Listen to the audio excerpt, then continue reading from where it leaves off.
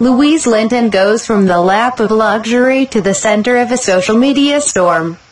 Washington, as anyone associated with the Trump administration knows, it only takes one outburst, a few haphazard emojis here, a call to the New Yorker there, to cement a new reputation.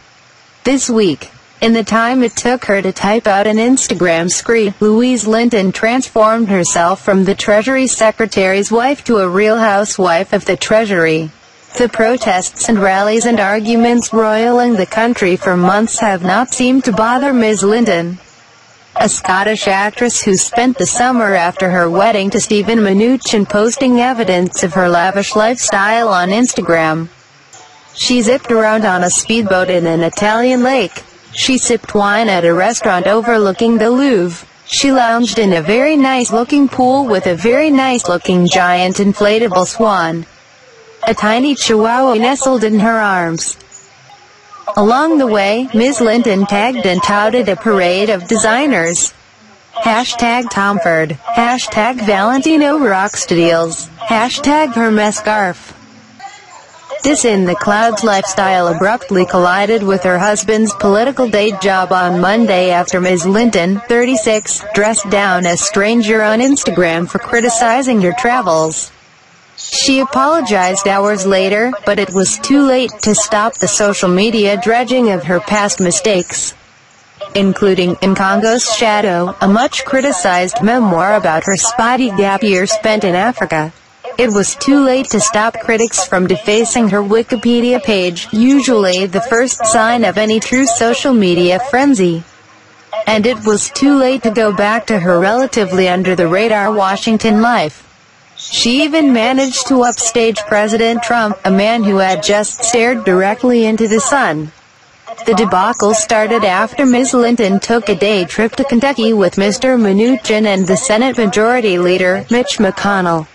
Ms. Linton, a spun sugar blonde who cuts an over-the-top glamorous figure in Washington, posted an Instagram photo of herself, Hermes bag on one arm and Hermes scarf on the other, disembarking from a government jet.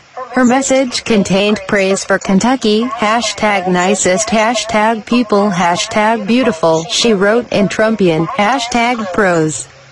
As happens on social media, a stranger rained on Ms. Linton's photo op by posting a mean comment. Glad we could pay for your little getaway, hashtag deplorable. Jenny Miller, a 45-year-old mother of 3 who lives in Oregon, wrote under the photograph. Ms. Linton's response was not quite as rose-colored as her original photo caption had been. Have you given more to the economy than me and my husband?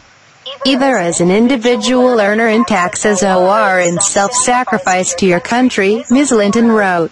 She wasn't done. I'm pretty sure we paid more taxes toward our day trip than you did. Pretty sure the amount we sacrifice per year is a lot more than you'd be willing to sacrifice if the choice was yours. And then, Ms. Linton, fresh from a European vacation punctuated by rides at SoulCycle and trips to the Hamptons, delivered a blow to the offending commenter. You're adorably out of touch, Ms. Miller. The mother from Oregon offered a similar criticism to the Times on Monday night. If she hadn't made her account private, I would have written back with a very snide Marie Antoinette joke, Ms. Miller said. Ms. Linton is not the first woman associated with Mr. Trump to earn a comparison to Marie Antoinette, as protests erupted around the country over her father's proposed travel ban in January. An Instagram photo of Ivanka Trump wearing a silver dress was quickly dubbed the "Let Them Eat Cake" photograph. Ms. Linton also is not the only woman in the president's orbit who is dripping in diamonds and draped in Chanel. But she is the first to be bluntly unapologetic about her luxurious lifestyle, one that affords her a comfortable, swan-shaped perch to view the country's infighting. The other difference, of course, is that Ms. Linton is not a White House official, nor an elected one. She is an actress whose most recent work includes a role as a character named Betty on a 2016 movie called Rules Don't Apply. She often shares photos of her past roles on Instagram. In July, she shared an image of a 2007 CSI NY appearance. Her character in that episode was dressed as Marie Antoinette. Ms. Linton, who declined to comment on her Instagram posts or her book on Tuesday, said in June that she met her husband at a wedding reception in Los Angeles in 2013.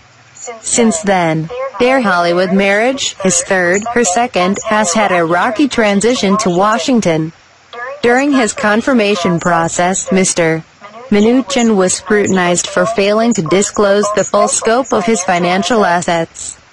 In May, after Mr. Mnuchin named Ms. Linton the interim chief executive of Dune Entertainment, a financing company he helped found, she stepped down after Democrats raised ethical questions. CNN reported, Ms. Linton said the position was meant to be temporary. When in Washington, Ms. Linton said that she and Mr. Mnuchin, formerly of Goldman Sachs and a former Hollywood film financier, enjoy exploring the city. DC architecture reminds me of the architecture in Edinburgh where I was raised, she wrote in an email in June. The pair are often spotted dining at Café Milano or the Trump International Hotel, where in late July they had dinner with the president. Ms.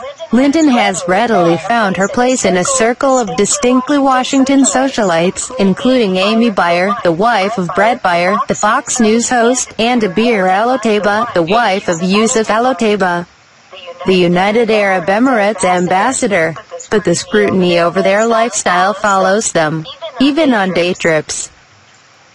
A Treasury Department official said that the Mnuchins had, in fact, reimbursed the government for the Kentucky trip.